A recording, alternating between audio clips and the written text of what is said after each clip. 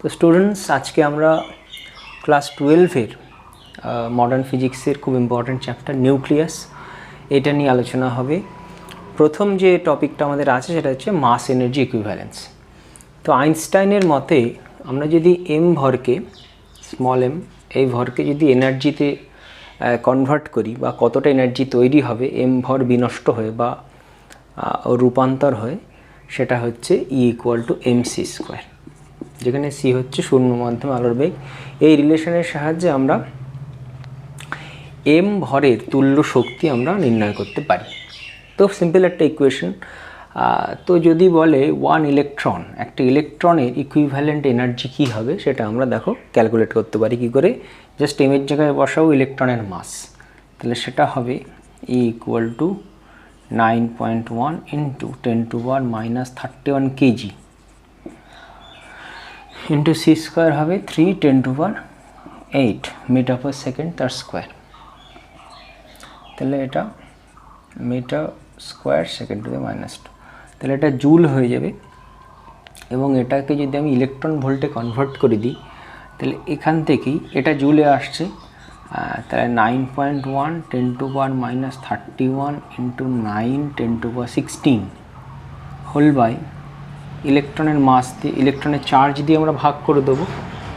ইলেকট্রনের চার্জ দিয়ে ভাগ করলে এটা ইলেকট্রন ভোল্ট হয়ে যাবে। এবং এই মানটা আসে, মনে রাখবে তুমি, 0.511 মেগা ইলেকট্রন ভোল্ট। তাহলে দেখো, একটা ইলেকট্রন যার ভর অত্যন্ত কম, সেটার থেকেও কিন্তু ইকুইভ্যালেন্ট এনার্জি বেশ উচ্চ আসছে, মোটামুটি মেগা ইলেকট্রন ভোল্ট রেঞ্জে আসছে। তাহলে আমরা যদি 1 গ্রামের, এই কেজিটা অত্যন্ত কম গ্রাম থেকে 1 গ্রামের যদি ইকুইভ্যালেন্ট এনার্জি বের করি, সেটাও কিন্তু অনেকটাই হবে। হ্যাঁ, তো অল্প পরিমাণ মাস কিন্তু যদি আমরা তাকে ট্রান্সফার করি এনার্জিতে, সেটা কিন্তু বেশ হাই মানের এনার্জি দেয়, এটা মাথায় রাখতে হবে। নেক্সট আমরা করব সেটা হচ্ছে নিউক্লিয়ার ফোর্স। নিউক্লিয়ার ফোর্স হচ্ছে এরকম একটা ফোর্স যেটা নিউক্লিয়াসের মধ্যে, আমাদের এই যে অ্যাটম আছে, অ্যাটমের মধ্যে নিউক্লিয়াস, এই যে নিউক্লিয়াসের মধ্যে আমাদের কি কি থাকে, নিউট্রন থাকে, প্রোটন থাকে, এদেরকে একসাথে নিউক্লিয়ন বলে। তো নিউক্লিয়াসের মধ্যে নিউট্রন এবং প্রোটন, দেখো প্রোটনরা কিন্তু পজিটিভ চার্জ যুক্ত, তাহলে এই পজিটিভ কুলম্বীয় রিপালশন হয়। তাহলে সেই রিপালশনের ফলে প্রোটন তো তাহলে দূরে চলে যাওয়া উচিত, কিন্তু এমন একটা ফোর্স রয়েছে যে ফোর্স ওই প্রোটন রিপালশনকে কিন্তু অ্যাভয়েড করতে পারে বা অ্যাভয়েড করে তাদেরকে আবদ্ধ রাখতে পারে, সেটাই হচ্ছে নিউক্লিয়ার ফোর্স। তাহলে নিউক্লিয়ার ফোর্স হচ্ছে এরকম একটা ফোর্স যারা নিউক্লিয়াসের মধ্যে বা যেটা নিউক্লিয়াসের মধ্যে নিউক্লিয়নদেরকে আবদ্ধ রাখে। তো এখন আমাদের যেটা করতে হবে সেটা হচ্ছে নিউক্লিয়ার ফোর্সের বৈশিষ্ট্য, বেশ ইম্পর্ট্যান্ট, এক এক করে আমরা দেখব। দেখো, প্রথম যেটা, সেটা হচ্ছে এটা সবসময় অ্যাট্রাকটিভ একটা ফোর্স, অ্যাট্রাকটিভ। এটা রিপালশন নয়, রিপালসিভ ফোর্স নয়, শুধুমাত্র অ্যাট্রাকশন, অর্থাৎ নিউক্লিয়নদেরকে আবদ্ধ করে রাখার জন্য যে ফোর্স, সেটা নিউক্লিয়ার ফোর্স। 2 নম্বর, এটা খুব শর্ট রেঞ্জ একটা ফোর্স, এর রেঞ্জ মোটামুটি 1 ফার্মির মধ্যে, অর্থাৎ 10⁻⁻15 মিটার। এর থেকে যদি বেশি দূরে চলে যাওয়া হয়, তাহলে দেখা যায় ফোর্স আর কাজ করছে না। অর্থাৎ নিউক্লিয়াসের মধ্যে যে নিউক্লিয়নরা তারা অত্যন্ত কাছে থাকে, তাই এটা খুব অত্যন্ত কম দূরত্বের মধ্যেই কিন্তু কাজ করে। 3 নম্বর, এটা হচ্ছে চার্জ ইন্ডিপেন্ডেন্ট। কীরকম? দেখো, আমি বলেছি নিউক্লিয়নদেরকে আবদ্ধ রাখে, নিউট্রনকেও আবদ্ধ রাখে, প্রোটনকেও আবদ্ধ রাখে। নিউট্রনের তো চার্জ নেই, তাই এটা চার্জ ইন্ডিপেন্ডেন্ট ফোর্স। এটা অ্যাট্রাকটিভ বলেছি, এবং এটা খুব স্ট্রং ফোর্স একটা, ঠিক আছে। বাস্তবের সবথেকে স্ট্রং ফোর্সই কিন্তু এই নিউক্লিয়ার ফোর্স। 4 রকম ফোর্স হয় যেন, স্ট্রং ফোর্স বা নিউক্লিয়ার ফোর্স, তারপরে ইলেকট্রোম্যাগনেটিক ফোর্স, তারপরে তোমার একটা হয় উইক ফোর্স, তারপরে গ্র্যাভিটেশনাল ফোর্স। এই 4টে হচ্ছে মূল যে ফোর্স, তাদের নেচার। তার মধ্যে এইটা হচ্ছে সবথেকে স্ট্রং ফোর্স, এই নিউক্লিয়ার ফোর্সটা। 5 নম্বর, এটা স্যাচুরেশন প্রপার্টি দেখায়। এই ব্যাপারটা একটুখানি বুঝতে হবে। Saturation property. এইটার অর্থ হচ্ছে নিউক্লিয়ার ফোর্স যখন দুটো নিউক্লিয়নকে বা একাধিক নিউক্লিয়নকে যখন আবদ্ধ রাখছে, দেখা যায় খুব কাছাকাছি যে নিউক্লিয়নগুলো আছে, এই যে এই নিউক্লিয়নটা, এই কাছাকাছি যে নিউক্লিয়নগুলো তাদেরকেই নিউক্লিয়ার ফোর্স দেবে, কিন্তু দূরে যে নিউক্লিয়নগুলো তাদেরকে কিন্তু এ নিউক্লিয়ার ফোর্স দিতে পারবে না। ঠিক আছে, এদেরকে আবার অন্য কেউ দেবে। তাই এই নিউক্লিয়নটা নিয়ে যদি ভাবো তুমি, এই আশেপাশের নিউক্লিয়নগুলোকেই শুধুমাত্র তোমার নিউক্লিয়ার ফোর্স প্রদান করে, এটাকেই বলে স্যাচুরেশন প্রপার্টি। সেজন্য যেটা এখান থেকে বুঝতে হবে সেটা হচ্ছে এই নিউক্লিয়ার ফোর্সটা কিন্তু মাস নাম্বার ডিপেন্ডেন্ট নয়। মাস নাম্বার বলতে কতগুলো নিউক্লিয়ন রয়েছে তার সেটা মাস নাম্বার। তো আমাদের মনে হতে পারে যে যত বেশি নিউক্লিয়ন তত বেশি হয়তো নিউক্লিয়ার ফোর্স, কিন্তু সেটা নয়, কারণ একটা নিউক্লিয়ন তার কাছাকাছি থাকা নিউক্লিয়নদেরকেই নিউক্লিয়ার ফোর্স দেয়। তাই এটাকে স্যাচুরেশন প্রপার্টি বলে। মানে মূল কথাটা স্যাচুরেশন আসছে কি, যেটা মাস নাম্বার ইন্ডিপেন্ডেন্ট। ঠিক আছে, তো নেক্সট হচ্ছে স্টেবিলিটি অফ এ নিউক্লিয়াস। তো দেখো, এটা স্ফেরিক্যাল নিউক্লিয়াস যদি আমরা প্রথমে আঁকি এবং তার মধ্যে নিউক্লিয়নগুলোকে দেখাই, তো ধরো এগুলো প্রোটন, অসংখ্য প্রোটনের মধ্যে আমি আঁকলাম, এবং নিউট্রনও আছে।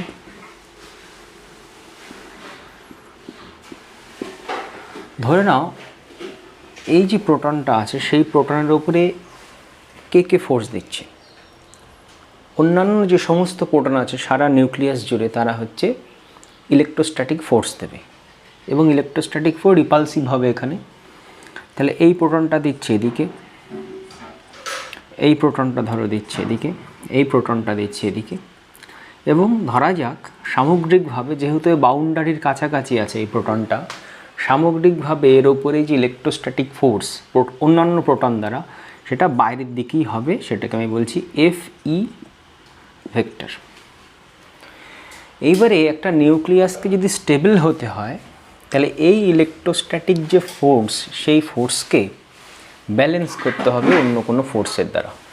কে করে? এই ইলেকট্রোস্ট্যাটিক ফোর্সকে ব্যালেন্স করে স্ট্রং নিউক্লিয়ার ফোর্স। এবং সেটা কে দেবে? যারা কাছাকাছি আছে যে সমস্ত প্রোটন, এটা হতে পারে এখানে নিউট্রন থাকতে পারে, ঠিক আছে, কাছাকাছি যে সমস্ত নিউট্রন রয়েছে বা প্রোটন রয়েছে খুব কাছে ওই প্রোটনটার, তারাই দেবে উল্টো দিকে স্ট্রং নিউক্লিয়ার ফোর্স। তাহলে সেটাকে আমি FN দিয়ে রিপ্রেজেন্ট করলাম। তাহলে এই F ইলেকট্রিক এর মডুলাস F নিউক্লিয়ারের যেই সমান হবে, তখন সেক্ষেত্রে বলবো এই নিউক্লিয়াসটা হচ্ছে স্টেবল নিউক্লিয়াস।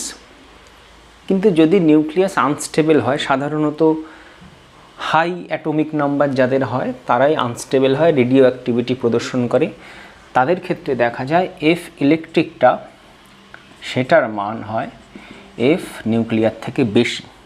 এবং কেন হবে সেটা বোঝা খুব সহজ। তার কারণ এখানে যদি একটা প্রোটন থাকে, সেই প্রোটনের উপরে এখন F ইলেকট্রোস্ট্যাটিক ফোর্স অন্যান্য সমস্ত প্রোটন দেবে। তাহলে অন্যান্য সমস্ত প্রোটনের সংখ্যা তো অনেক বেড়ে গেছে, তাহলে F ইলেকট্রোস্ট্যাটিক যেটা সেটা বেড়ে গেছে মান। কিন্তু F নিউক্লিয়ার সেটা তো দেবে যারা খুব কাছাকাছি আছে প্রোটনটার, তারাই। তাহলে F নিউক্লিয়ারের মান কিন্তু বাড়ছে না, একই রয়েছে, কিন্তু F ইলেকট্রোস্ট্যাটিক সেইটা বাড়ছে। সেই জন্যে যে সমস্ত নিউক্লিয়াসগুলোর অ্যাটমিক নাম্বার হাই হয়ে যায়, তাদের ক্ষেত্রে দেখা যায় F ইলেকট্রোস্ট্যাটিকটা বেশি F নিউক্লিয়ার থেকে, তারা আনস্টেবল নিউক্লিয়াস হয়। নেক্সট হচ্ছে ভরের একটা ইউনিট, যেটাকে আমরা বলছি অ্যাটমিক মাস ইউনিট। এটা ভরের ইউনিট, মাস মাপতে হয় কেজি বা গ্রামের মতো, কিন্তু এটা অত্যন্ত ছোট একটা ইউনিট। নিউক্লিয়াসের ক্ষেত্রে বিভিন্ন টাইপের ভর মাপার ক্ষেত্রে আমাদের অ্যাটমিক মাস ইউনিটটা কাজে লাগে। তো এটা ক্লাস 9 থেকেই তুমি পড়ে আসছো। অ্যাটমিক মাস ইউনিট বলতে আমরা বুঝি 1U, সেটা হচ্ছে C12। এই যে আইসোটোপটা আছে, সেই আইসোটোপের 1/12 অংশের যা ভর, তাকে আমরা বলি 1U। ঠিক আছে, এবারে 1U এর সাথে গ্রামের সম্পর্কটা আমাদের একটু বের করতে হবে, বা কেজির সম্পর্ক বের করতে হবে। গ্রাম করলে কেজি বেরিয়ে যাবে। তো সেটা করবার জন্য খেয়াল করো, আমরা যেটা করব যে C12 যে আইসোটোপটা রয়েছে তার মলিকিউলার ওয়েট কত, মলিকিউলার মাস কত, সেটা 12 গ্রাম। তাহলে আমরা বলতে পারি এই 12 গ্রামে 1 মোল রয়েছে C12, তার মানে তাতে অ্যাভোগাড্রো সংখ্যক পরমাণু অণু আছে, আর এটা যেহেতু এক পরমাণু, অণু পরমাণু একই, তাহলে বলতে পারি 6.023 বা 0, যে 6 লিখলাম, 6 × 10⁻23 এতগুলোর ভর হচ্ছে 12 গ্রাম। তাহলে একটার ভর 12/6 × 10⁻23 এত গ্রাম, তাই না, গ্রাম। তাহলে 1U = আমার দাঁড়াবে, দেখো একটা C12 এর ভর এটা, তো সেটা বসিয়ে দেবো। তাহলে 12/6 × 10⁻23 এত গ্রাম। 12 কাটছে, তাহলে সিম্পলি 1 অ্যাভোগাড্রো সংখ্যায় আসছে। তাহলে এটা মোটামুটি আসে 1.67 × 10⁻24 এত গ্রাম, সমান 1.67 × 10⁻27 কেজি। এবার এইটার যদি ইকুইভ্যালেন্ট এনার্জি আমি বের করি, তাহলে এনার্জি, ইকুইভ্যালেন্ট এনার্জি 1U এর, সেটা কি হবে, এইটাকে বসাবো ইন্টু C² করতে হবে, কিন্তু গ্রামে আছে তাহলে সিটাকে সেমি/সেকেন্ডে বসাবো। তাহলে এটা করলে যেটা হবে সেটা তুমি মুখস্থ রেখো, 931.2 MeV। খুব ইম্পর্ট্যান্ট এই রিলেশনটা, ভেরি ভেরি ইম্পর্ট্যান্ট, কারণ এর পরে আমরা দেখব বিভিন্ন মাস আমাদের দেয়া থাকবে এই ইউ এককে, ঠিক আছে, এবং তার করসপন্ডিং এনার্জি বের করতে হবে। তো সিম্পলি তুমি যেটা করবে, এটা ইকুইভ্যালেন্ট চিহ্ন দেখছি, ঠিক আছে, 1U এর ইকুইভ্যালেন্ট, ইকুইভ্যালেন্ট দরকার নেই। তাহলে 1U এইটা ইকুইভ্যালেন্ট দিয়ে লেখা যায়, 1U = 931.2 MeV, ঠিক আছে, এইটা মাথায় রাখলেই হবে। এবারে এই ইউ এককে, ইউটা অত্যন্ত ছোট একটা ইউনিট, তুমি রাফলি এটা মনে রাখতে পারো, দেখো C12 এতে 6টা প্রোটন আছে, 6টা নিউট্রন আছে, তাহলে 12টা নিউক্লিয়ন আছে, তাহলে 12টা নিউক্লিয়নের 1/12 ভাগ হচ্ছে 1U। তাহলে আমরা বলতে পারি 1Uটা রাফলি একটা নিউক্লিয়নের মাস, তাহলে এটা 1 নিউক্লিয়নের মাস, এভাবে আমরা ভাবতে পারি। এবার নিউক্লিয়ন মানে প্রোটন এবং নিউট্রন, তাহলে আমরা রাফলি এটাকে একটা প্রোটনের মাসই ধরতে পারি, রাফলি 1 প্রোটনের মাস। নিউক্লিয়ন আর প্রোটনের, নিউট্রন এবং প্রোটনের মাস প্রায় সমান সমান হয়, তাহলে প্রায় এটা একটা প্রোটনের মাসের সমান। এবার ইউ একক এক্স্যাক্টলি প্রোটনের মাসটা কত, নিউট্রনের মাসটা কত, সেটা আমাদের একটু জানতে হবে। একটা প্রোটনের মাস হচ্ছে 0.0073 ইউ, দেখতে পাচ্ছ 1 থেকে সামান্য বেশি, খুব সামান্য বেশি প্রোটনের মাস, এটা এমপি। এম নিউট্রন 1.0086 ইউ, আর একটু বেশি, নিউট্রনের মাসটা প্রোটন থেকে একটু বেশি হয়। আর ইলেকট্রনের মাসটা হচ্ছে 0. অত্যন্ত কম, 0.0055 ইউ। তাই এটাকে আমরা প্রায় নেগলেক্ট করতে পারি, ইলেকট্রনের মাস, ইলেকট্রন প্রায় মাসিং।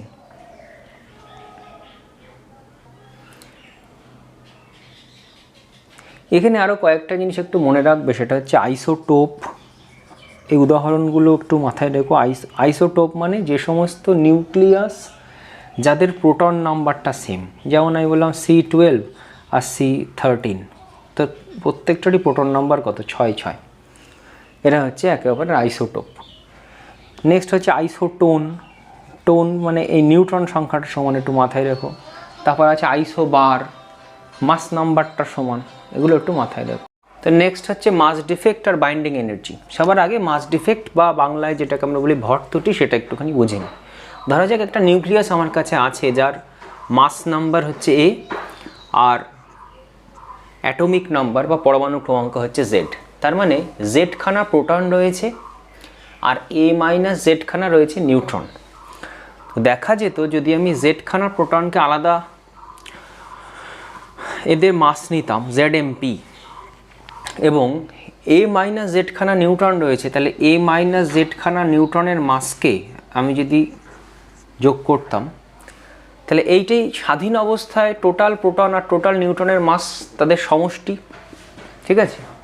এই মাসটা দেখা যেত নিউক্লিয়াসটার যে মাস, সেটাকে আমরা বলছি MA, Z, এই মাসের থেকে এই মাসটা কিছুটা বেশি হতো, ঠিক আছে। এই যেটুকুনি বেশি সেটাকে বলা হয় ডেল্টা এম বা ভর ত্রুটি। ঠিক আছে, তাহলে প্রশ্ন হচ্ছে তাহলে ওই যে নিউক্লিয়নগুলো যখন নিউক্লিয়াসে সমষ্টিগত অবস্থায় রয়েছে তাদের মাস কমছে কেন? আনসার হচ্ছে যখন ওই সমষ্টিগত অবস্থায় রয়েছে যেটুকু মাসের ঘাটতি হচ্ছে তার সমতুল্য energy equal to MC square, সেই সমতুল্য এনার্জি দ্বারা তারা আবদ্ধ অবস্থাতে আছে এবং এই এনার্জিটাকে বলা হয় বাইন্ডিং এনার্জি। ঠিক আছে, তাহলে বাইন্ডিং এনার্জি কিছুই না, সেটা যদি আমি ডেল্টা ই বলি সমান হবে delta M into C square. তার মানে এর সাথে সিম্পলি সি স্কোয়ার আমরা গুণ করে দেবো। এইবারে কোনো একটা নিউক্লিয়াসের স্টেবিলিটি কতটা বেশি হবে সেটা ডিপেন্ড করে এই বাইন্ডিং এনার্জি পার নিউক্লিয়ন। খুব ইম্পর্ট্যান্ট কথা এটা, বাইন্ডিং এনার্জি পার নিউক্লিয়ন এইটা কতটা। অর্থাৎ আমি যদি এই অবস্থাটাতে, এই যে কেসটা আমি নিয়েছি এখানটাতে যদি বাইন্ডিং এনার্জি পার নিউক্লিয়ন ক্যালকুলেট করি সেটা হবে ডেল্টা ই ওভার এ। এইটার মান যত বেশি হবে, অর্থাৎ প্রতি নিউক্লিয়নে বাইন্ডিং এনার্জি যত বেশি, নিউক্লিয়াসকে ভাঙা তত বেশি কঠিন হবে এবং নিউক্লিয়াসের স্টেবিলিটি বা স্থায়িত্ব তত বাড়বে। এইবারে আমাদের এই চ্যাপ্টারে কিন্তু রেডিও অ্যাক্টিভিটিটা বাদ দিয়েছে, তো এই সমস্ত জায়গা থেকে কিন্তু প্রশ্ন আসার ভীষণ চান্স আছে, তো বি কেয়ারফুল।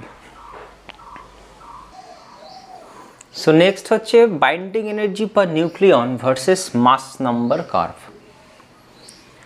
তো দেখো আমরা একটু আগে স্টেবিলিটি নিয়ে কথা বলছিলাম যে বাইন্ডিং এনার্জি পার নিউক্লিয়ন যত বেশি হবে নিউক্লিয়াসের স্টেবিলিটি তত ভালো হবে। তো আমরা যদি মাস নাম্বারের বৃদ্ধির সাথে সাথে বাইন্ডিং এনার্জি পার নিউক্লিয়ন দেখি তাহলে আমরা এইরকম একটা কার্ভ পাই, এই যে এই কার্ভটা পাই, খুব ইম্পর্ট্যান্ট কার্ভ। এবং এই কার্ভ থেকে আমরা ওভারঅল যত আমাদের এলিমেন্টস আছে তাদের যত আইসোটোপ, অর্থাৎ বিভিন্ন নিউক্লিয়াস মানেই বিভিন্ন আইসোটোপ, যেহেতু মাস নাম্বারের ওপর আমরা এটা করছি তাই তাদের স্টেবিলিটি সম্বন্ধে একটু এখান থেকে ভাবনা চিন্তাটা পাওয়া যায়। দেখো যেটা প্রথমে পাচ্ছি যে দেখতে পাচ্ছি এ ইকুয়াল টু 30 আগে আর 210 পরে এই দুটো যে রিজিয়ান, সেই রিজিয়ানে আমরা কিন্তু, বা আরও একটু কথা বললে এটা এরকম জায়গা থেকে যদি আমি ধরি, এটা 210 না ধরে এটা ধরো 210, ঠিক আছে, এটা মোটামুটি 180 ধরলাম। এই তাহলে এ 180 আর এই 30 এর মধ্যে যদি থাকে সেক্ষেত্রে দেখছি যে বাইন্ডিং এনার্জি পার নিউক্লিয়ন এটা 8 বা তার থেকে 8-এর আশেপাশে বা তার থেকে কিছুটা বেশি হচ্ছে, অর্থাৎ বাইন্ডিং এনার্জি পার নিউক্লিয়নের মানটা বেশি এবং অলমোস্ট কনস্ট্যান্ট এই রিজিয়নটাতে। ঠিক আছে, তাই এইখানের যে এলিমেন্টগুলো আছে বা যে নিউক্লিয়াসগুলো আছে যাদের মাস নাম্বার এর মধ্যে পড়ছে তাদেরকে আমরা বলবো স্টেবল নিউক্লিয়াস এবং এটাকে স্টেবল রিজিয়ন বলবো গ্রাফে।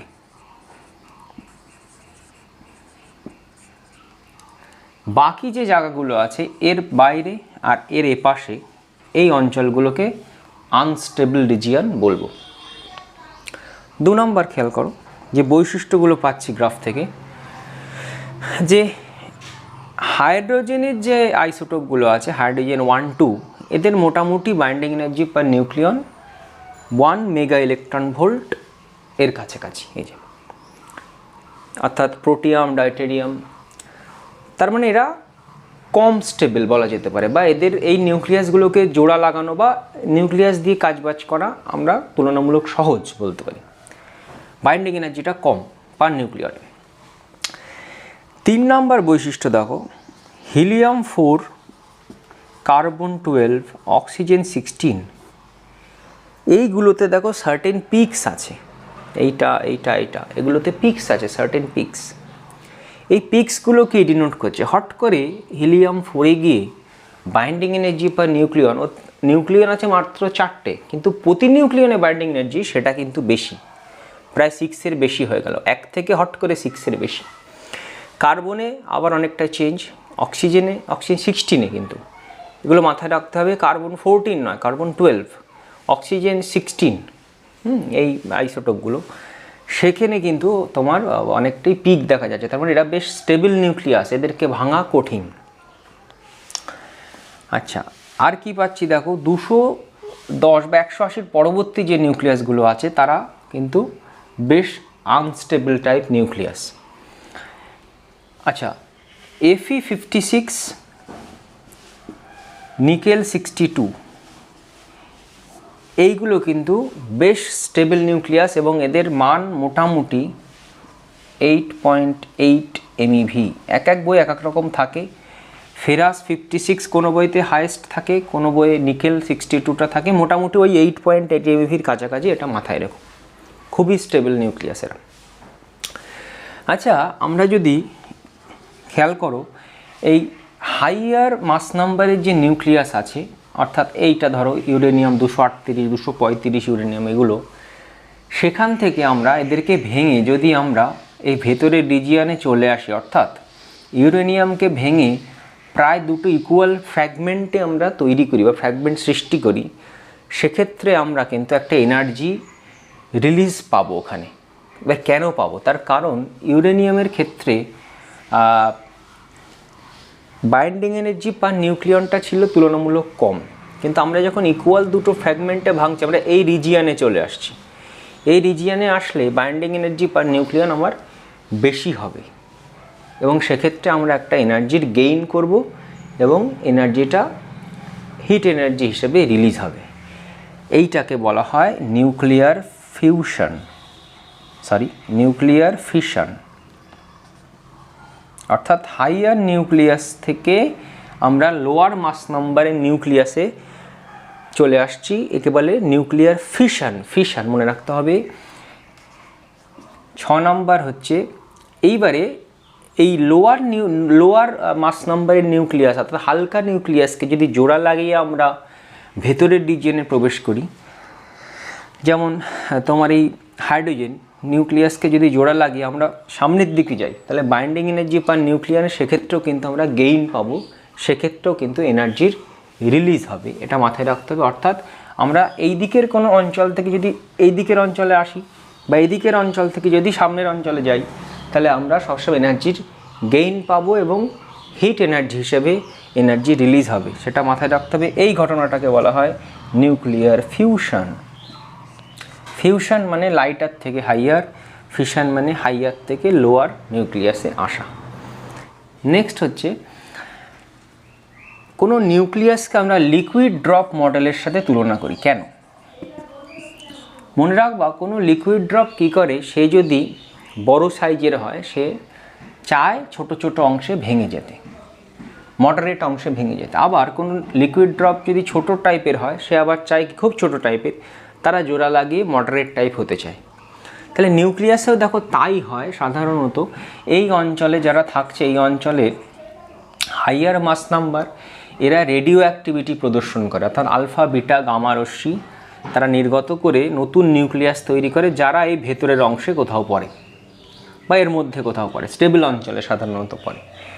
আবার এই যে হালকা নিউক্লিয়াসগুলো রয়েছে, এই হালকা নিউক্লিয়াসগুলোও দেখা যায় অনেক সময় তাদেরকে জোড়া লাগিয়ে আমি এই নিউক্লিয়াসে পরিণত করতে পারি, মোর স্টেবল অঞ্চলে যেতে পারি। তাই বলা হয় একটা নিউক্লিয়াস লিকুইড ড্রপের মতো আচরণ করে, তাই নিউক্লিয়াসকে লিকুইড ড্রপের মডেলের সাথে তুলনা করা হয়। নেক্সট হচ্ছে size and density of A nucleus. তো ধরো আমার কাছে এ মাস নাম্বারের একটা নিউক্লিয়াস আছে, অর্থাৎ এখানে নিউক্লিয়ন আছে তার মধ্যে, এবং সেটাকে আমরা স্ফেরিক্যাল একটা শেপ ধরলাম এবং ধরছি এই নিউক্লিয়াসটার রেডিয়াস হচ্ছে ক্যাপিটাল আর। এখন এর মধ্যে যে নিউক্লিয়নগুলো আছে সেইগুলোকে স্ফেরিক্যাল শেপের আমরা ধরে নিলাম, অর্থাৎ প্রোটন এবং নিউট্রন, এবং তার প্রত্যেকটার রেডিয়াস আমি ধরলাম স্মল আর। তাহলে এখানে দেখো কতগুলো নিউক্লিয়ন আছে, এখানে আছে। তাহলে আমরা বলতে পারি এই যে আয়তনটা সেটা নিউক্লিয়নগুলোর আয়তনের সঙ্গে সমান। তাহলে নিউক্লিয়নগুলোর টোটাল আয়তন হচ্ছে, এখানে নিউক্লিয়ন আছে 4 3π স্মলার কিউব। এইটা হচ্ছে নিউক্লিয়নগুলির টোটাল আয়তন, সেটাই নিউক্লিয়াসের আয়তনের সমান হবে। নিউক্লিয়াসের ব্যাসার্ধ আমি ক্যাপিটাল আর ধরেছি, তাহলে এখান থেকে দেখো পাচ্ছি r equal to a2 power 1/3 smaller. ভীষণ ইম্পর্টেন্ট রিলেশন, এইটা দিয়ে কিন্তু প্রশ্ন পরীক্ষাতে দিতে পারে। সাধারণত এটা দিয়ে যেরকম প্রশ্ন দেয়, দেখো এখান থেকে আমি পাচ্ছি কোনো নিউক্লিয়াসের ব্যাসার্ধ ইজ প্রপোর্শনাল টু তার মাস নাম্বার টু দি পাওয়ার 1/3। বললো 125 মাস নাম্বারের আর 27 মাস নাম্বারের এই দুটো নিউক্লিয়াসের ব্যাসার্ধের অনুপাত কত। তো খুব simple, r1/r2 125 to the power 1/3 by 27 to the power 1/3। তাহলে এরকমই তোমাকে দেবে, যেটা তোমার হচ্ছে পারফেক্ট কিউব, এরকম একটা সংখ্যা দেবে। তো এখন দেখো একটা ছোট স্ট্যাটিস্টিক্স দেখো এখান থেকে, যে r ইকুয়াল টু সাধারণত আমরা 1.2 ফার্মি এই রেঞ্জে ধরে নিই, 1.2 ফার্মি। তো 1.2 ফার্মি যদি আর হয় এবং একে আমি খুব বড় নিউক্লিয়াস যদি ধরে নিই, 216 ধরে নিলাম, তাহলে পারফেক্ট কিউব থাকছে। তাহলে ক্যাপিটাল আর আমার মোটামুটি দাঁড়াচ্ছে, দেখো এটা 6 হবে আর এটা হবে 1.2, তাহলে এটা 6 আর এটা 1.2, তার মোটামুটি ধরে নাও এটা 6.5 ফার্মি। তো এটাকে যদি আমি কাছাকাছি 10-এ নিয়ে যাই, তাহলে এটা মোটামুটি 10 ফার্মি মতো ধরতে পারি আমি। 6.5 মোটামুটি আমি 10 ধরে নিই, 10 ফার্মি। তাহলে একটা নিউক্লিয়াসের ব্যাসার্ধ সেটা কিন্তু 10 ফার্মি থেকে বেশি হতে পারে না, খুব বড় নিউক্লিয়াস হলেও। এটা আমাদের মাথায় রাখতে হবে, ঠিক আছে। নেক্সট হচ্ছে ডেনসিটি। দেখো ডেনসিটি রো ইকুয়াল টু আমরা লিখতে পারি টোটাল মাস বাই হচ্ছে টোটাল আয়তন। এইবারে আমি ধরে নিচ্ছি এই নিউক্লিয়াসটার যদি আমার মাস নাম্বার এ হয়, তাহলে আমি বলতে পারি আমার মাস হচ্ছে ইউ এককে এ ইউ, কারণ আমি বলেছিলাম ইউ মানে হচ্ছে এক একটা নিউক্লিয়নের মাস। তাহলে এখানে নিউক্লিয়ন আছে, তাহলে 4/3 pi capital R cube is equal to A. Capital R কিউবকে কী লিখতে পারি দেখো, বা 4/3 পাই ক্যাপিটাল আর কিউবকে কী লিখতে পারি, এ into 4/3 pi small R cube, তাহলে ইন্টু এ করে দিলাম এই যে। তাহলে এখান থেকে এ কি হচ্ছে কেটে যাচ্ছে দেখো, তাহলে 1u by 4/3 pi small R cube এইটা থাকছে। এবার আরকে যদি আমি ফার্মিতে বসাই, তাহলে আমি একটা মান এখান থেকে রোয়ের পাবো। এইবারে ফার্মি মানে আমি সেমিতে বসাতে পারি, 10⁻⁻15 ফার্মি মানে এত মিটার, তাহলে সেমিতে কনভার্ট করে বসাতে পারি। এইবারে একটা জিনিস এখান থেকে যেটা গুরুত্বপূর্ণ, সেটা দেখছি এটা কেটে গেল। এর অর্থ কী, হালকা নিউক্লিয়াস হোক বা ভারী নিউক্লিয়াস হোক, যাই হোক না কেন, কারোরই ডেনসিটি এ ডিপেন্ডেন্ট হচ্ছে না, তার মানে সকলের ডেনসিটি সমান। এর জন্য বলা হয় নিউক্লিয়াসের ডেনসিটি, সেটা হালকা হোক বা ভারী হোক, সকলের জন্যই কিন্তু কনস্ট্যান্ট। এবং এই মানটা আর এর মান যদি আমি এখন বসাই 1.2 ফার্মি, তাহলে এটা একটা হিউজ মান আসে। 1u মানে 1.67 10⁻⁻24 এত গ্রাম, আর এটা 4/3 পাই, আর কিউব হবে 1.2 10⁻⁻13 সেন্টিমিটার কিউবে বসাচ্ছি, তাহলে এত সেমি কিউব। এই মানটা হিউজ বড় একটা মান আসে, এটা আসে 2.29 10⁻14 গ্রাম পার সেমি কিউব, ভীষণ বড়। এর অর্থ কী, এর অর্থ হচ্ছে নিউক্লিয়াসের মধ্যে যে জায়গাটুকু আছে তার তুলনায় মাস রয়েছে প্রচুর। মাসের অ্যাকচুয়ালি মাসকে আমরা যদি কম্পেয়ার করি সাধারণ মাসের তুলনায় সেটা অনেক কম, কিন্তু জায়গা হিসেবে ওখানে অনেক বেশি মাস আছে, অনেক বেশি, ভাবাই যায় না এত বেশি মাস আছে। নেক্সট একটা কোশ্চেন দেখো, এই টাইপের কোশ্চেন এবারে আসার ভীষণ চান্স আছে। বলছে হিলিয়াম-24 তার টোটাল বাইন্ডিং এনার্জি দিয়ে দিয়েছে, আর লিথিয়াম-37 তার টোটাল বাইন্ডিং এনার্জি দিয়ে দিয়েছে।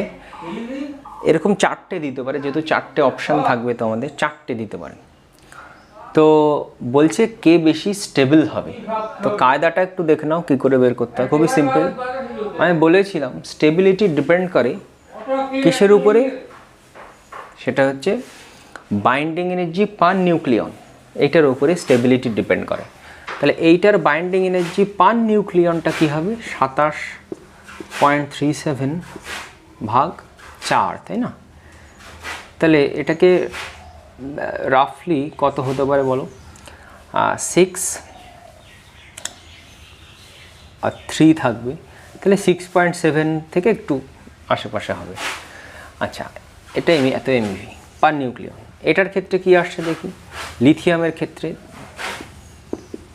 বাই 7, তাহলে এটা 5 পয়েন্ট সামথিং হচ্ছে। তাহলে দেখাই যাচ্ছে আমার আর করবারও দরকার নেই পয়েন্টের পরে, যেহেতু এটা 5 পয়েন্ট সামথিং হচ্ছে, এটা 6 পয়েন্ট, তাহলে এটা বেশি স্টেবল হবে, তাই না? দেখো একটা জিনিস খেয়াল করো, এখানে টোটাল বাইন্ডিং এনার্জির মান কিন্তু কম, এখানে টোটাল বাইন্ডিং এনার্জি বেশি, কিন্তু বাইন্ডিং এনার্জি পার নিউক্লিয়নটা কিন্তু এখানে বেশি এর থেকে, তাই হিলিয়ামটায় কিন্তু বেশি স্টেবিলিটি থাকবে। এবং দেখেছিলাম আমরা হিলিয়ামে একটা পিক থাকছিল, যখন আমরা মাস নাম্বার ভার্সেস বাইন্ডিং এনার্জি পার নিউক্লিয়ন কাট করলাম, একটা পিক ছিল হিলিয়ামে। তো কেন পিক ছিল সেটা বোঝা যাচ্ছে, 6.7-এর আশেপাশে আসছে। নেক্সট হচ্ছে নিউক্লিয়ার রিয়াকশন। নিউক্লিয়ার রিয়াকশন বলতে আমরা এটা বুঝি, কোনো একটা নিউক্লিয়াস রয়েছে এক্স, তাকে কোনো একটা প্রজেক্টাইল দিয়ে হিট করা হচ্ছে। প্রজেক্টাইল বলতে কেমন বুঝবো, প্রোটন দিয়ে হতে পারে, নিউট্রন হতে পারে, এই সমস্ত দিয়ে ওকে হিট করা হচ্ছে। হিট করলে এটাকে বলে টার্গেট নিউক্লিয়াস, তাকে আঘাত করা হচ্ছে।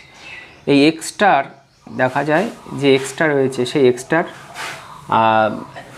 অ্যাটমিক নাম্বারে চেঞ্জ আসে, অর্থাৎ সেটা অন্য একটা নিউক্লিয়াসে পরিণত হয় এবং তার সাথে অ্যাসোসিয়েট আর একটা পার্টিকেল নির্গত হয়।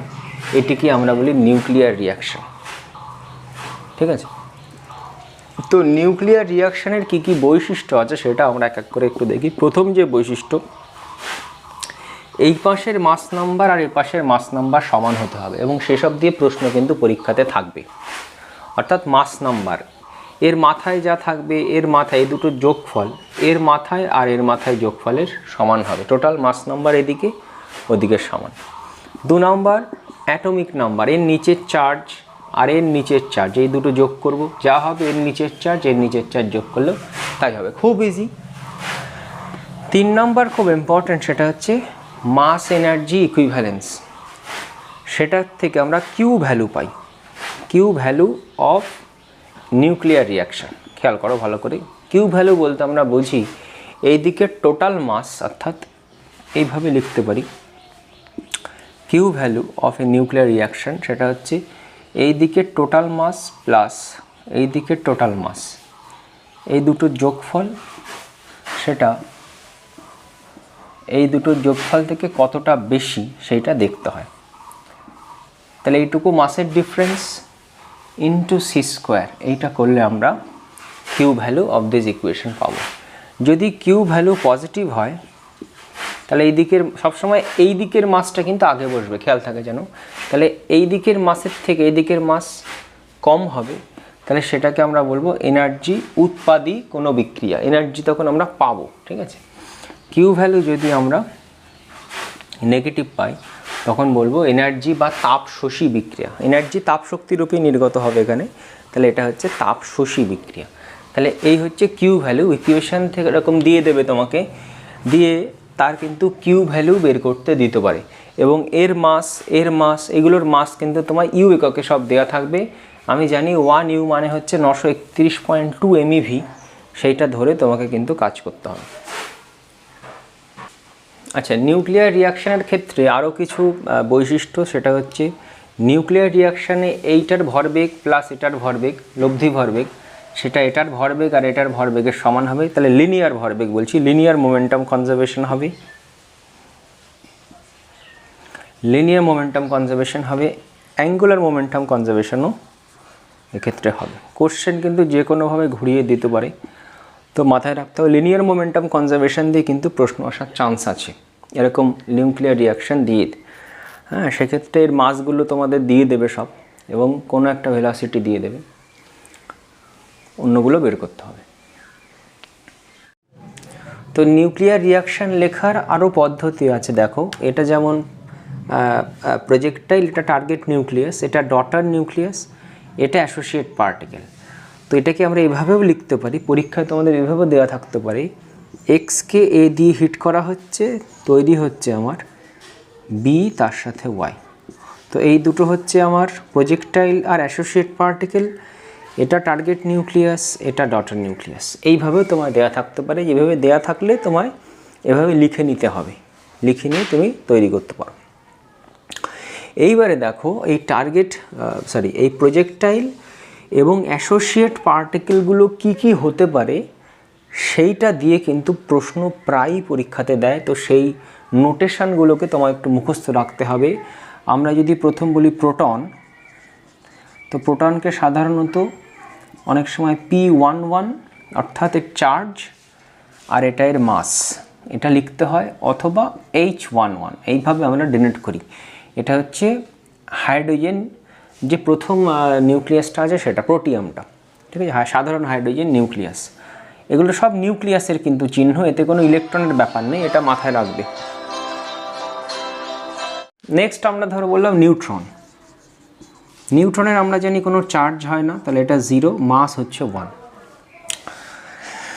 নেক্সট হচ্ছে তোমার আলফা পার্টিকেল। এবার রেডিও অ্যাক্টিভিটিটা বাদ দিয়েছে। রেডিও অ্যাক্টিভিটির মধ্যে আলফা পার্টিকেল খুব ইম্পর্টেন্ট। আলফা পার্টিকেল সম্বন্ধে আমাদের জানতে হয়। কোশ্চেনও এসেছে 2 বছর 3 বছর আগে, যে আলফা পার্টিকেলের কটা প্রোটন কটা নিউট্রন, এবং মানে আলফা পার্টিকেল সম্বন্ধে বলেছিল 2টো প্রোটন 2টো নিউট্রন, তারপরে 2টো প্রোটন 2টো নিউট্রন 2টো ইলেকট্রন, এইভাবে 4টে অপশান ছিল, খুব ইজি। আলফা পার্টিকেল মানে হচ্ছে হিলিয়াম নিউক্লিয়াস, হিলিয়াম নিউক্লিয়াস, এই মনে রাখলেই হবে। আলফা পার্টিকেল মানে হচ্ছে হিলিয়াম নিউক্লিয়াস, তার মানে He24, মানে সাধারণ হিলিয়াম যে নিউক্লিয়াস সেটা, আইসোটোপটা নয়, সাধারণ যেটা বেশি পাওয়া যায় 24। তখন এটা নিউক্লিয়াসের চিহ্ন, এর মধ্যে ইলেকট্রনের কোনো ব্যাপার নেই। তাহলে আলফা পার্টিকেল মানে হিলিয়াম নিউক্লিয়াসটা, তাতে কোনো ইলেকট্রনের ব্যাপার নেই, 2টো প্রোটন 2টো নিউট্রন, এই হচ্ছে আলফা পার্টিকেল। আচ্ছা, আর কি কি রয়েছে? তোমার পজিট্রন রয়েছে। পজিট্রনকে আমরা বলি ইলেকট্রনের উল্টো পার্টিকেল, ইলেকট্রনের অ্যান্টি পার্টিকেল। তাহলে আগে ইলেকট্রনটা একটু বুঝে নিই। ইলেকট্রনটা আগে বুঝবো, তারপর ইলেকট্রনের আমরা জানি চার্জ হচ্ছে প্রোটনের চার্জের উল্টো, সেটাকে আমরা E-1, এবং ভরের দিক থেকে ইলেকট্রন নেই, 0, এটা আমরা মাথায় রাখতে পারি। পজিট্রন হচ্ছে ইলেকট্রনের ঠিক উল্টোটা, তাহলে এটা +1, চার্জ মাসের দিক থেকে 0। অনেক সময় ইলেকট্রনকে আমরা বিটা পার্টিকেল দিয়েও লিখি, বিটা পার্টিকেল ইলেকট্রন সেম, তাই এটাকে অনেক সময় বিটা দিয়ে লেখা হয়, +1 0।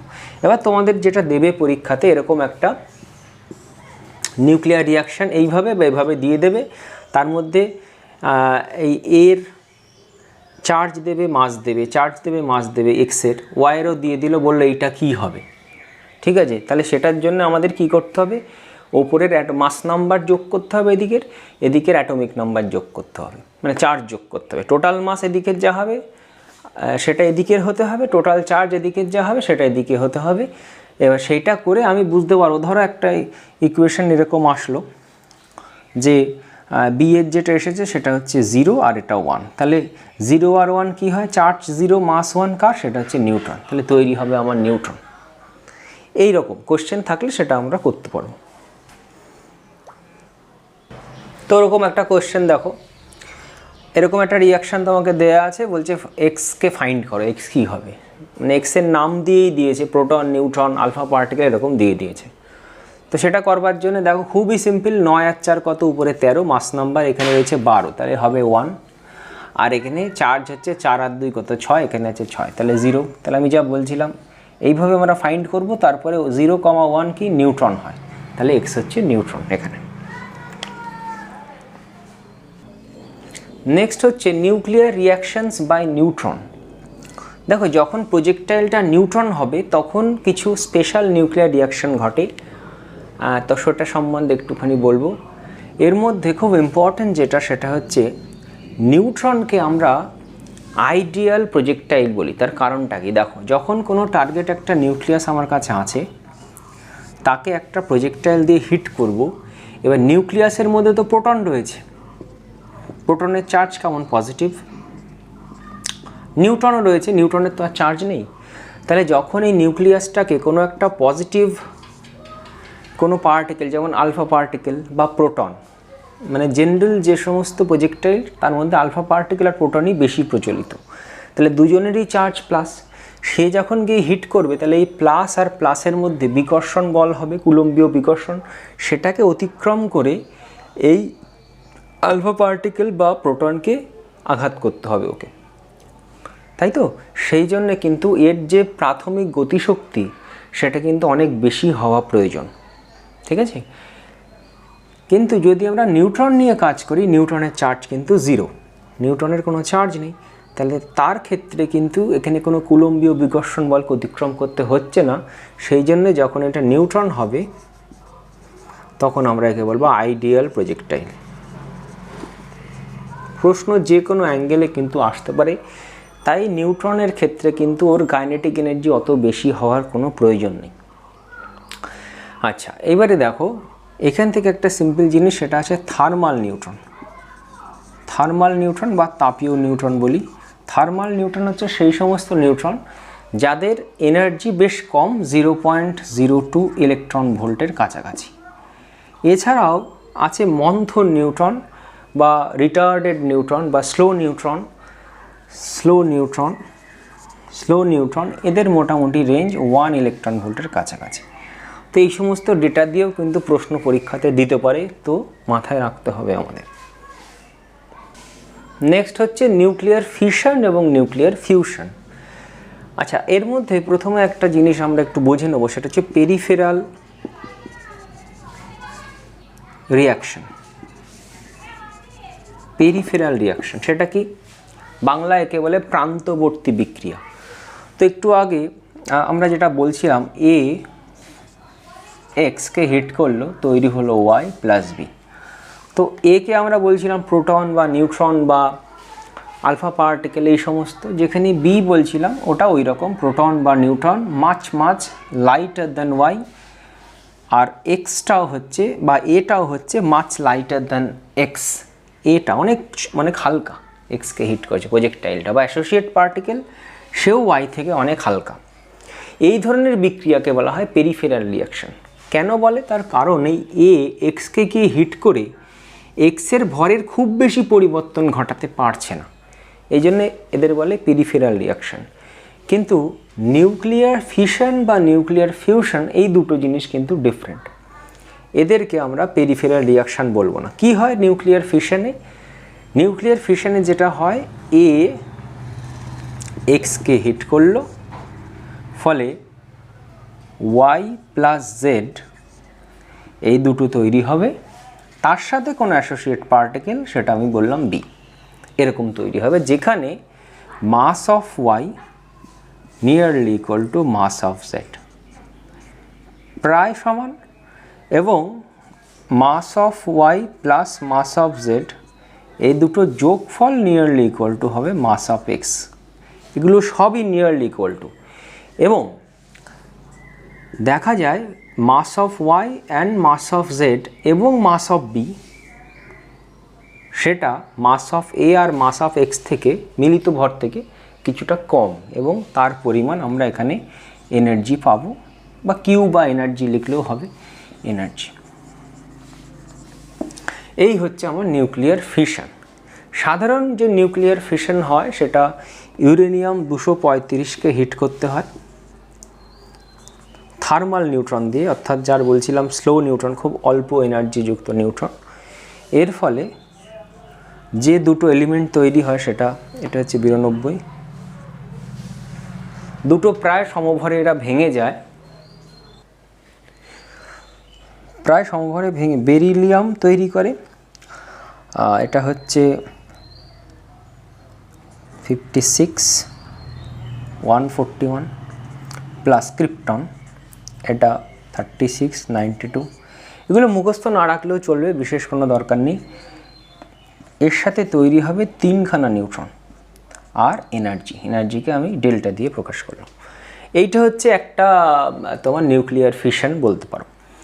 একটা জিনিস একটু মাথায় রেখো, যখনই এরকম ভারী একটা নিউক্লিয়াস, মাস নাম্বার দেখতেই পাচ্ছ, সেটা এরকম প্রায় সমভরের নিউক্লিয়াসে ভাঙছে, এই ধরনের বিক্রিয়াকেই কিন্তু আমরা নিউক্লিয়ার ফিশন বলি। এই একটা উদাহরণ মুখস্থ রাখলে কিন্তু হবে না, এখানে অন্য কিছুও থাকতে পারতো। যদি প্রায় সমভরের হয় সেটিকেই কিন্তু আমরা নিউক্লিয় ফিশন বলবো। তো এরকম অপশান দিতে পারে, এই 4টে অপশান দিলে কোনটা নিউক্লিয়ার ফিশন বলো, 3টেতেই দেখা যাচ্ছে প্রায় সমভরে ভাঙছে, আর শেষে হবে অল দি অ্যাভব, তাহলে অল দি অ্যাভবই কিন্তু আনসার সেক্ষেত্রে হবে। তো এখানে দেখা যায় এটা থার্মাল নিউট্রন হলেও এই যে 3টে নিউট্রন তৈরি হয় এটা হচ্ছে ফাস্ট নিউট্রন, ভেরি ফাস্ট। তো এই 3টে নিউট্রনকে যদি ফাস্ট থেকে স্লো না করা যায় তাহলে পরের স্টেপে, অর্থাৎ এই যে নমুনাটা আমি নিয়েছি এই নমুনাতে এই ইলেকট্রন, এই নিউট্রন দিয়ে আমরা আবার এই নমুনার মধ্যে যে পরমাণু আছে, নিউক্লিয়াস আছে, তাকে হিট করতে পারি। কিন্তু তার জন্য দরকার এই ফাস্ট নিউট্রনটাকে স্লো করা। এটা যেমন স্লো নিউট্রন, ঠিক আছে? তাই সেই স্লো করবার কাজটা যারা করে তাদেরকে বলা হয় মডারেটর, ঠিক আছে? সেই মডারেটরের কয়েকটা উদাহরণ পরীক্ষায় যে কোনো অ্যাঙ্গেল থেকে আসতে পারে কিন্তু কোশ্চেন। গ্রাফাইট একটা মডারেটর, প্লাস ভারী জল, হেভি ওয়াটার, মুখস্থ রাখবে হেভি ওয়াটারও হচ্ছে একটা মডারেটর। তাহলে এদের কাজ কি? এদের কাজ হচ্ছে ফাস্ট নিউট্রনকে স্লো নিউট্রনে পরিণত করা। আচ্ছা, এছাড়াও আরেকটা জিনিস এখানে একটু মনে রাখতে হবে, সেটা হচ্ছে ক্রিটিক্যাল সাইজ। আচ্ছা, আরেকটা ছোটো কথা বলি, সেটা হচ্ছে চেইন রিয়াকশান, যেটা তোমরা ক্লাস 10 থেকেই পড়ে আসছো। চেইন রিয়াকশান সেটা কি? এই যে একটা নিউট্রন থেকে 3টে নিউট্রন আমি পেলাম, এখন এই 3টে নিউট্রন যদি 3টে নিউক্লিয়াসকে আবার আঘাত করে ইউরেনিয়ামের, তাহলে তার থেকে এক একটা থেকে আরও 3টে করে পাবো, 3টে থেকে 9টা, 9টা থেকে 27টা।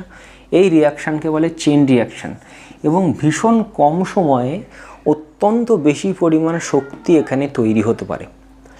এই একটা রিয়াকশানের জন্য এখানে প্রায় 200 মেগা ইলেকট্রন ভোল্ট শক্তি তৈরি হয়, ঠিক আছে? তো অত্যন্ত কম সময় অনেক এনার্জি তৈরি হতে পারে, এই জন্য এটাকে বলে চেইন রিয়াকশান। কিন্তু সাধারণভাবে দেখা যায় যদি এটা আনকন্ট্রোলড তোমার নিউক্লিয়ার ফিশন হয়, তো একটা থেকে 3টে তো হচ্ছে কেনে, কিন্তু অন অ্যাভারেজ 2.5, অন অ্যাভারেজ 2.5 খানা নিউট্রন পার স্টেপে তৈরি হয়। একে বলা হয় নিউট্রন পুনরুৎপাদন গুণক, রিপ্রোডাকশন ফ্যাক্টর, নিউট্রন পুনরুৎপাদন গুণক বা নিউট্রন রিপ্রোডাকশন ফ্যাক্টর। তা নিউট্রন রিপ্রোডাকশন ফ্যাক্টর যদি 2.5 হয় তাহলে, বা 1-এর থেকে যদি বেশি হয় অ্যাকচুয়ালি, তাহলে সেটা অত্যন্ত কম সময় অনেক এনার্জি প্রদান করতে পারে। তো দেখো, এটাকে চেইন রিয়াকশান বলছি। এবার ক্রিটিক্যাল সাইজটা কি? ক্রিটিক্যাল সাইজ হচ্ছে এই যে নমুনাটা, অর্থাৎ ইউরেনিয়ামকেই তো হিট করতে হচ্ছে, তাহলে ইউরেনিয়ামটার তো আমি একটা নিউক্লিয়াস নিতে পারি না, সেটাকে একটা নমুনা আকারে নিতে হবে, একটা পদার্থের আকারে নিতে হবে। তাহলে সেই পদার্থটার সাইজ যাতে কিনা আমি মিনিমাম সাইজ, এটা মিনিমাম সাইজ কার? এই ইউরেনিয়ামের, যাতে কিনা এই চেইন রিয়াকশানটা চলতে পারে। এবার প্রশ্ন হচ্ছে কেন চেইন রিয়াকশান না চলতে পারতো? তার কারণ এরা যেহেতু খুব ফাস্ট নিউট্রন, এই নিউট্রনগুলো ইউরেনিয়ামের ওই নমুনাকে ভেদ করে বেরিয়ে যেতে পারত কতক্ষণে? যতক্ষণ না তারা এই মডারেটর দ্বারা স্লোড ডাউন হচ্ছে, মানে একটা নির্দিষ্ট ডিস্টেন্সের মধ্যে এদেরকে স্লো করতে হবে। তার থেকে বেশি দূরে চলে গেলে নমুনার বাইরে চলে যেতে পারে এই নিউট্রনগুলো। তাহলে সেটা যদি চলে যায় তাহলে তারা আর পরের স্টেপে কাজে লাগবে না। আর কাজে লাগাতে গেলে আমাকে তাহলে এই নমুনাকে একটা নির্দিষ্ট মাসে বা নির্দিষ্ট সাইজে নিতে হবে, তাই তাকে বলা হচ্ছে ক্রিটিক্যাল সাইজ। এই জিনিসগুলো একটু মাথায় রাখতে হবে। আচ্ছা, নিউক্লিয়ার ফিশনের ক্ষেত্রে আর একটা জিনিস, সেটা হচ্ছে আমরা যে বললাম এই নিউট্রন রিপ্রোডাকশন ফ্যাক্টর NRF বললাম, এটা অন অ্যাভারেজ 2.5 হয়। 2.5 হলে সেখানে বিস্ফোরণ মতো হতে পারে, যেটা হয়েছিল হিরোশিমা নাগাসাকিতে।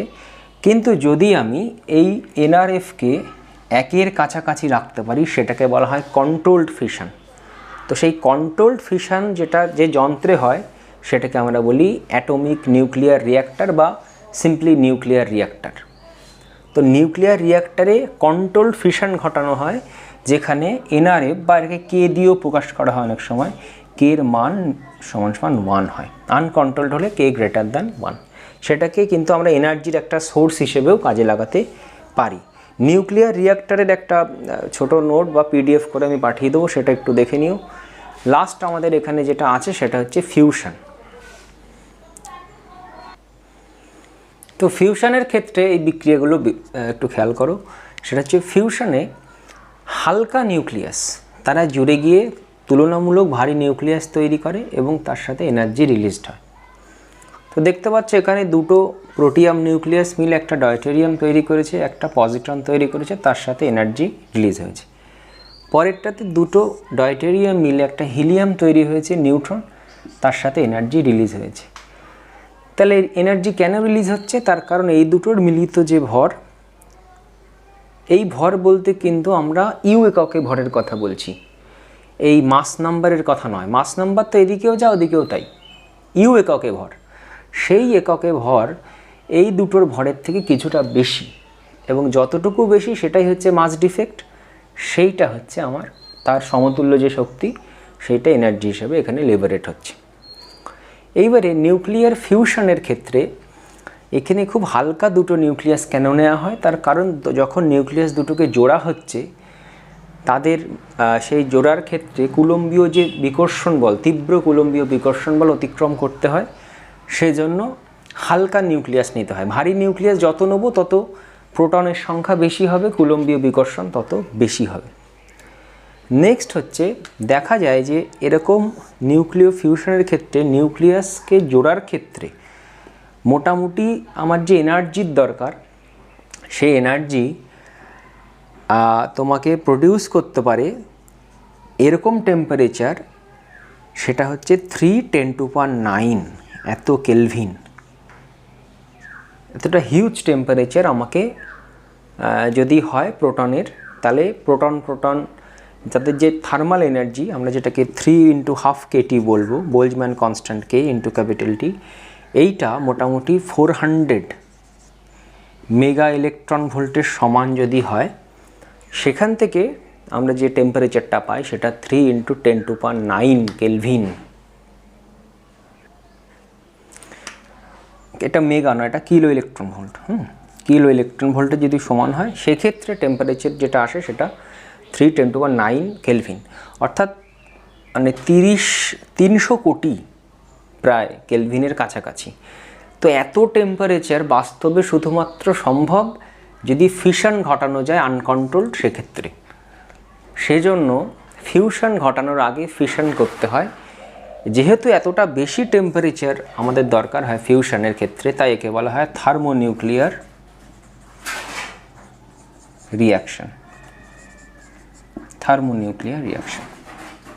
আচ্ছা, আমাদের মনে রাখতে হবে যে নক্ষত্র বা স্টার, সেখানে যে এনার্জি, সূর্যের ক্ষেত্রে আমরা অনবরত এনার্জি সূর্য থেকে পাচ্ছি, তার মূলে কিন্তু এই ফিউশন প্রসেস রয়েছে।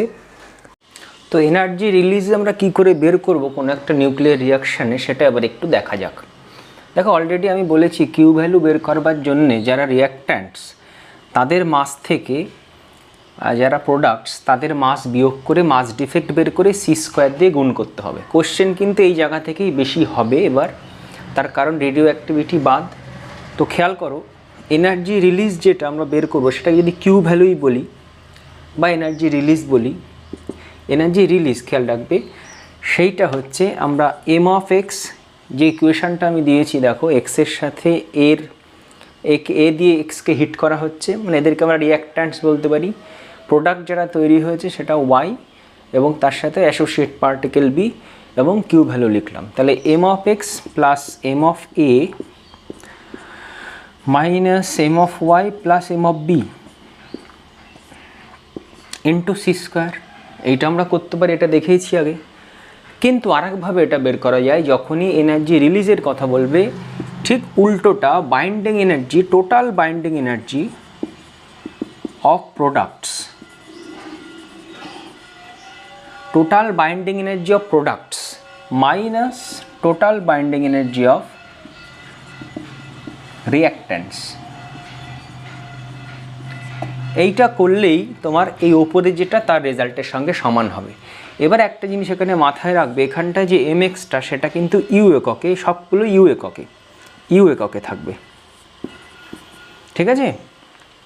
এইভাবে তোমাকে ডেটা দেওয়া থাকতে পারে কোশ্চেনে, অথবা আরেকভাবে তোমার ডেটা দেওয়া থাকতে পারে যে টোটাল বাইন্ডিং এনার্জি আমি বলছি অফ প্রোডাক্টস, সেটা আমরা কী করে ক্যালকুলেশন করবো। দেখো বাইন্ডিং এনার্জি পার নিউক্লিয়নটা তোমার দেওয়া থাকবে কোশ্চেনে, তাহলে প্রোডাক্টসদের টোটাল বাইন্ডিং এনার্জি হবে, দেখো আমরা যদি বলি total binding energy of Y per nucleon U I, তাহলে এখানে টোটাল আমি টুলটো লিখে ফেলেছি, এই A1গুলো সব উপরে যাবে, জেডটা নিচে হবে, অ্যাটমিক নাম্বারটা নিচে হবে, মাস নাম্বারটা উপরে হবে, তাহলে A3 into EY plus A4 into EB, এইটা হচ্ছে total binding energy of products, minus একইভাবে পাশে লিখে ফেলো A1 into EX plus A2 into EA. এই ইউআই, ইবি, ইএক্স, ইএ এইগুলো আমার কিন্তু কোয়েশ্চেনে দেয়া থাকবে, বাইন্ডিং এনার্জি পার নিউক্লিয়নটা দেয়া থাকবে, এবং তোমাকে টোটাল নিউক্লিয়নের সংখ্যা দিয়ে গুণ করে আমি টোটাল বাইন্ডিং এনার্জি পাবো। একটা কোয়েশ্চেন দেখা যাক এখানে। তো কোয়েশ্চেনটা খেয়াল করো, এরকম একটা রিয়াকশান দেওয়া আছে, দুটো ডয়টেরিয়াম নিউক্লিয়াস মিলে একটা আলফা পার্টিকেল তৈরি করছে। এই রিয়াকশানের কিউ ভ্যালু বের করতে হবে, বা এনার্জি রিলিজ, কিউ ভ্যালু না বললেও বলবে এনার্জি রিলিজ বের করো। তো দেখো এখানে যে ইনফরমেশনগুলো দেয়া আছে, বলছে ডয়টেরিয়ামের বাইন্ডিং এনার্জি পার নিউক্লিয়ন দেয়া আছে 1.112 মেগা ইলেকট্রন ভোল্ট, আর আলফা পার্টিকেলের এটাই দেয়া আছে 7.047 মেগা ইলেকট্রন ভোল্ট। তো অপশান হচ্ছে 4টে আছে।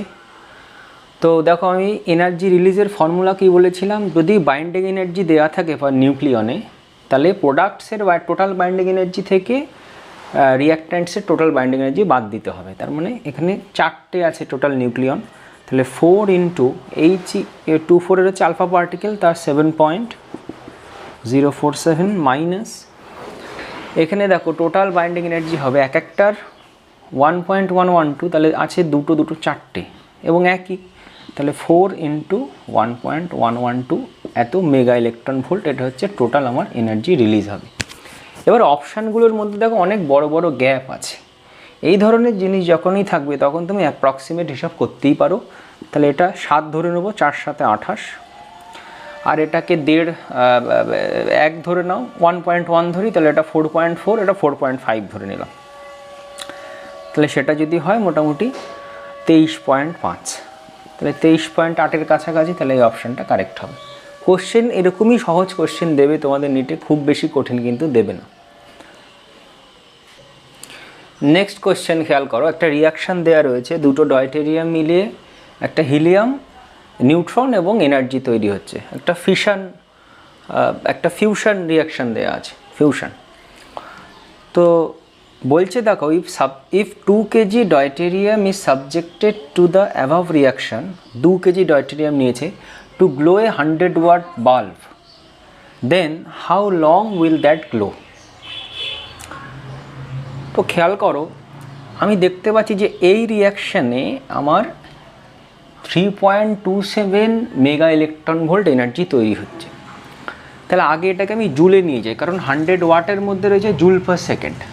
তাহলে 3.27 মেগা ইলেকট্রন ভোল্টকে জুল করলে হবে into 10⁻6 electron volt into 1.6 into 10⁻⁻19 joule.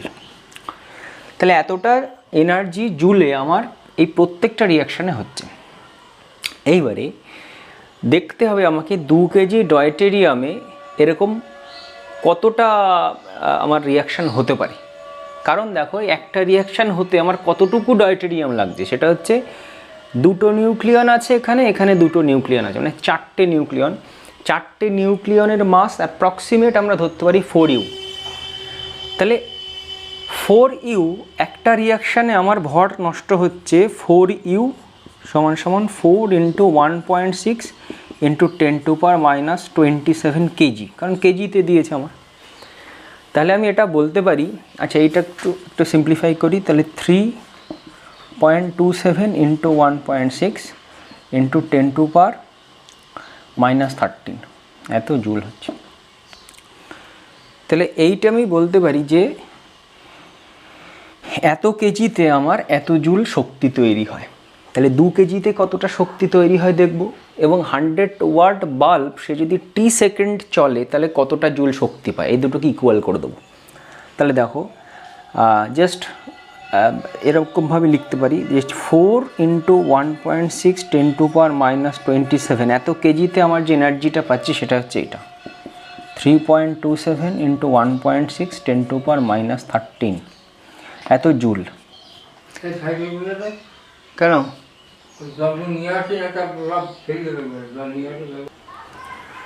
তো 2 কেজিতে আমার যে এনার্জি হবে সেটা হচ্ছে 3.27 into 1.6 10⁻⁻13 whole by 4 into 1.6 into 10⁻⁻27 into 2। ঠিক আছে, তাহলে এটাকে একটু সিম্পলিফাই করা যাক। এটা কেটে যাচ্ছে, 10⁻⁻ থাকছে এটা 6.54 বাই 4 ইন্টু 10⁻+14 এত জুল। তাহলে এত জুল আমি টোটাল এনার্জি পাচ্ছি 2 কেজি ডয়টেরিয়াম থেকে। তাহলে এখন 100 ওয়াট বাল্ব সে যদি টি সেকেন্ড চলে, টি সেকেন্ড, তাহলে আমার টোটাল এনার্জি খরচা হচ্ছে 100 ইন্টু টি জুল। তাহলে সেটার সাথে এটাকে আমি ইকুয়াল করে দেবো। তাহলে এটাই ইকুয়াল হবে 100 ইন্টু টি। তাহলে টি এর মান বের করতে হবে। তাহলে টি ইকুয়াল টু আমার হবে 6.54 বাই 4 ইন্টু 10⁻12 এত সেকেন্ড। তাহলে তাকে যদি ইয়ার করতে হয়, আমি জানি 1 ইয়ার মানে একদিন মানে হচ্ছে 86,400 সেকেন্ড। তাহলে তাকে যদি ইয়ার করতে হয় 365 ডে ইন্টু 86,400 অ্যাপ্রক্সিমেট হিসাব করতে হবে। দেখো এটাকে আমি এরকম করলাম 6.5 বাই 4 ইন্টু 3.65 বা 6 করলাম, এটা 8.6 করলাম, ইন্টু 10⁻12 ছিল, এখান থেকে দুটো, এখান থেকে 1 2 3 4টে, 2 1 4 6, তাহলে 10⁻6 ইয়ার। এবার যে অপশানগুলো রয়েছে এক এক করে আমি বলছি। দেখো অপশানগুলো আছে 2 ইন্টু 10⁻6 ইয়ার্স, 3 10⁻5, 5 10⁻4 আর 7 10⁻3। তো দেখো ক্যালকুলেশনটা এবারে সেটা হচ্ছে এটা 6.5, এটা আমি মোটামুটি ধরতে পারি 3 4 12 আর 4 6 24, তাহলে 14.4, এটাকে মোটামুটি 2 দিয়ে কাটতে পারি।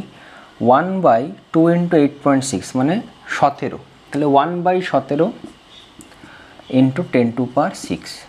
এবার আমি একটা কাজ করি, এখান থেকে দুটো শূন্য নিয়ে 100 করে দিই, তাহলে 100/17 ইন্টু 10⁻4, তাহলে মোটামুটি 5 বা 6, তাহলে 6 ইন্টু 10⁻4 ইয়ার। এটাই হচ্ছে আনসার। তো নেক্সট কোয়েশ্চেন দেখো, একটা নিউক্লিয়ার রিয়াকশান দেওয়া আছে রেডিও অ্যাক্টিভিটি থেকে অ্যাকচুয়ালি। তো সেই নিউক্লিয়ার রিয়াকশানের ক্ষেত্রে যেটা হয়েছে, এক্স হচ্ছে প্যারেন্ট নিউক্লিয়াস, তার থেকে ওয়াই তৈরি হয়েছে এবং আলফা পার্টিকেল বেরিয়েছে। এবার যেহেতু রেডিও অ্যাক্টিভিটি এবারে নেই, তোমাকে কোশ্চেনে হয়তো বলেই দিল যে আলফা পার্টিকেলের মাস এত এবং চার্জ এত, বলে দিয়ে তোমাকে এই ইকুয়েশানটা দিল, দিয়ে বলছে এই আলফা পার্টিকেলের কাইনেটিক এনার্জি আমাকে বের করতে হবে, মানে রিকয়েল এনার্জি যেটা বলতে পারি। রিকয়েল মানে প্রতিক্ষেপ যে এনার্জি। এবার কেন এখানে প্রতিক্ষেপ ব্যাপারটা আসছে সেটা একটুখানি বুঝে নাও। এইটা যদি আমার এক্স নিউক্লিয়াসটা হয়, তার থেকে আমার তৈরি হচ্ছে ওয়াই এবং আলফা পার্টিকেল। এখন এইটা রেস্টে ছিল এক্স, তাহলে একটা বন্দুকের মধ্যে গুলি ছিল, এইভাবে ভাবো। তাহলে সেই বন্দুক হচ্ছে গুলি ছাড়া বন্দুক হচ্ছে এটা, আর গুলিটা এটা। তাহলে যখন গুলি ছোড়া হয় বন্দুক থেকে, গুলিটা সামনের দিকে একটা নির্দিষ্ট ভেলোসিটিতে যায়, আর বন্দুকটা পেছন দিকে একটা নির্দিষ্ট ভেলোসিটিতে যায়। তাহলে এটা নিউক্লিয়ার রিয়াকশান, তার ক্ষেত্রে আমরা লিনিয়ার মোমেন্টামের কনজারভেশন করতে পারি। তাহলে আমরা লিখতে পারি এটা আলফা, এটা ওয়াই। তাহলে এটা লিখতে পারি যে এম ওয়াই ভি ওয়াই সমান সমান এম আলফা ভি আলফা, এটা লিখতে পারি। এইবারে এর সাথে যে এনার্জিটা বের হবে সেটা যদি কিউ হয়, তোমায় মনে রাখতে হবে এই কিউটা কিন্তু যেহেতু এক্স থেকে ওয়াই আর আলফা তৈরি হচ্ছে, এই কিউ যে এনার্জিটা টোটাল এনার্জিটাই এই দুজনের কাইনেটিক এনার্জিতে পরিণত হবে। ঠিক আছে, এখানে হিট এনার্জি বা লাইট এনার্জি এই সমস্ততে কিন্তু রিলিজ হবে না, এদের কাইনেটিক এনার্জিতে পরিণত হবে। তাহলে এখানে আমি লিখতে পারি কিউ সমান সমান এর kinetic energy K Y plus K alpha. এখন কে ওয়াইকে কী লেখা যায়, half M Y V Y square, আর কে আলফা তো আমাকে বের করতে হবে, তাহলে কে আলফাকে ভাঙালাম না। এখন দেখো এখান থেকে ভি ওয়াইকে M alpha V alpha by M Y লেখা যায়, তাহলে half M Y M alpha V alpha by M Y তার হোল স্কোয়ার লেখা যায় প্লাস কে আলফা। এখান থেকে দেখো half M alpha V alpha square, এটা মানে হচ্ছে কে আলফা, সেটা আমি একেবারে কমন নিয়ে নিলাম। তাহলে কে আলফা নিলে এখানে পড়ে থাকছে এম ওয়াই আর নিচে এম ওয়াই স্কোয়ার, তাহলে একটা এম ওয়াই নিচে থাকছে, উপরে থাকছে M alpha by M Y plus 1, এটা থাকছে। এইটা কিউ সমান সমান। এইবারে এই কিউ ভ্যালু মানে কি, কিউ ভ্যালু মানে হচ্ছে আমি বলেছিলাম এর মাস তার থেকে এই দুটোর মাসের বিয়োগফল ইন্টু সি স্কোয়ার। তাহলে M X minus M Y plus M alpha into C square, এটা সমান সমান আমি পাচ্ছি K alpha into M Y और M alpha plus M Y by M Y. Therefore K alpha is equal to M Y into C square whole by M X by M alpha plus M Y minus 1। এইটা হচ্ছে আমার তোমার alpha পার্টিকেলটার যে kinetic energy সেটা।